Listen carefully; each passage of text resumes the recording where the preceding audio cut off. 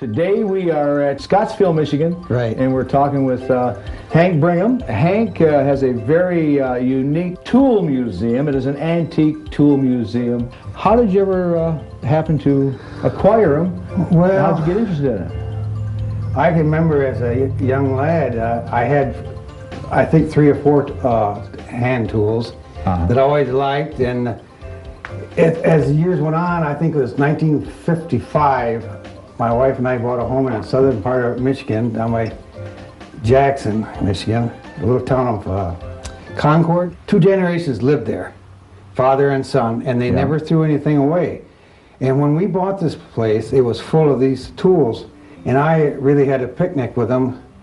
I never could really display them till 1971. We moved up here to Scottsville, and I put them in a room by themselves, but the room wasn't big enough.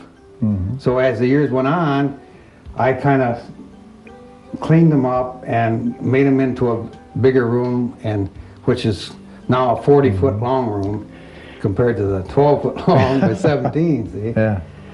But I just love old antique tools.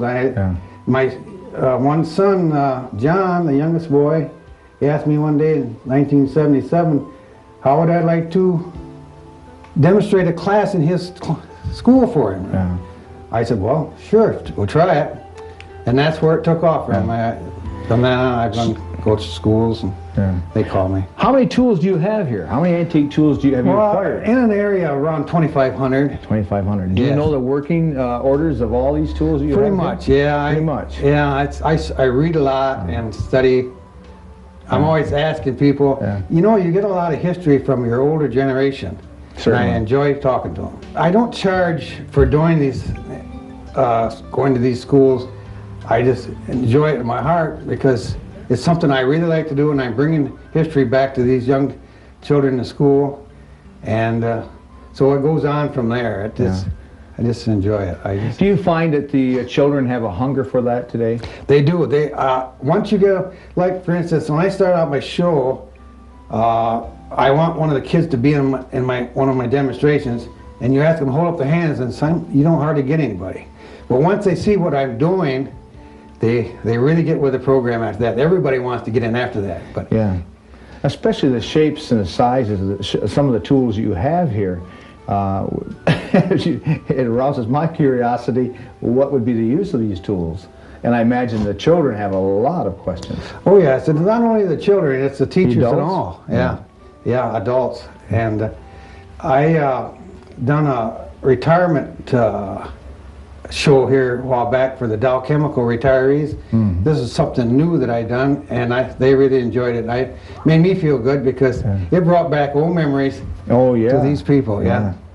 And the setting here, your museum here, I mean, we were sitting here with a pot-bellied stove, I guess you call it, or is it a pot-bellied That's stove? That's a round oak stove. That's a round oak stove. It actually belonged to my wife's folks when she was a little girl.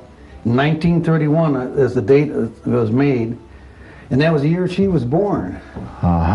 So we've been in this family all these years. A lot of stoves, a lot of wooden stoves were made right here in Michigan. Kalamazoo. Yes. A lot of them. And this particular, is a pump and a gasoline one-cylinder engine here. When I walked in here, I had no idea what it was. Could you explain to the folks out there just exactly what this is? This is a one-cylinder Nova gasoline engine, and it's made right here in Lansing, Michigan. And this pump is put on here to pump water into this old-type milk cooler we used to use on the windmills. The windmills pumped water into this tank here, like this hose went on here, this coupling, and went inside of this tank and ran out the backside here. And then we poured milk into this part, and this was all perforated with holes all along this edge, and the milk ran out over here, down through here, out into a container, and then we put this into a big water tank, because it's all been pre-cooled for the milkman the next day or whatever time he came. Usually in the morning he came, but you had to cool it overnight. What other tools are we looking at here? These are screwdrivers. These are old-fashioned, very old screwdrivers. type. How far back do they go? Well, they're in the early 1900s, let's say. Early 1900s. What's the oldest, as far as working tool that you have? It goes back to 1670, I think, and that's over on the other wall there. Let's take a look. And it's called a chamfer knife, yes, and they use it around on the top side of the barrel at smoothing, like you see this edge here on the barrel? Okay, that's where that's used around and roughing in. These are all barrel making tools here. All barrel making tools. Right. This is a bung remover. This is to remove that bung out of there, especially if they get in there so tight you can't get them out. You can always use this to bring it out. Sometimes your big ones get broken here. You can't get it out. You run this down in there and flip it back out. Hank, do you want to tell the folks out there what this antique is? For the folks out there who can remember the... There's when we used to make picket fence. If you notice, there's holes in each one of these gears down through here, and if you notice that they're also different width, wide up here and it gets narrow down there.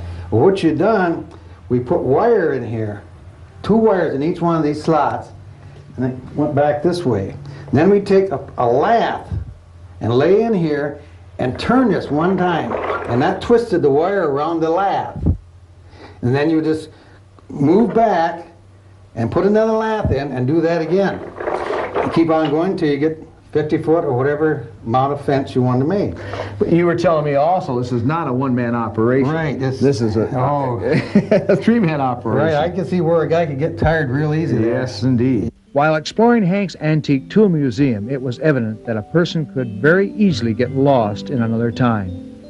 Each tool displayed a unique characteristic of the period and the people who used it. Hank especially likes to share what he has with the younger generations who may not realize that their grandfathers and great-grandfathers created as tools to make their lives a bit easier.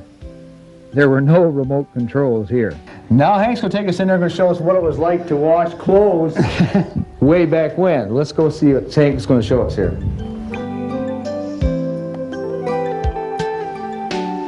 Now, this right here is the, what's the name of this washer? Well, this washer Chicago, one of the Chicago First Electric, it says on it. In about 1918. But this is all copper tub.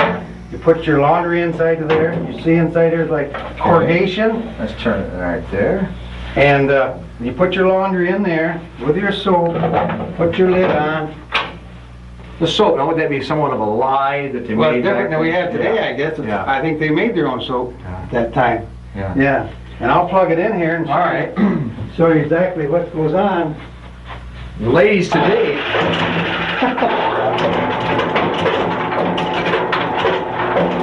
goes back and forth and it works as an agitator. Then when you got it done, you want to run your clothes through the wringer. Just put your clothes in here. You ran them through the wringer. If you want to reverse it,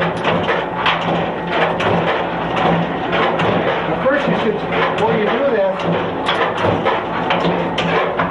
you should shut the engine off. Well, I certainly have learned a lot here today, and Hank, we just certainly appreciate you inviting us down here, and you've got kids here that they probably learned something here today as well as myself.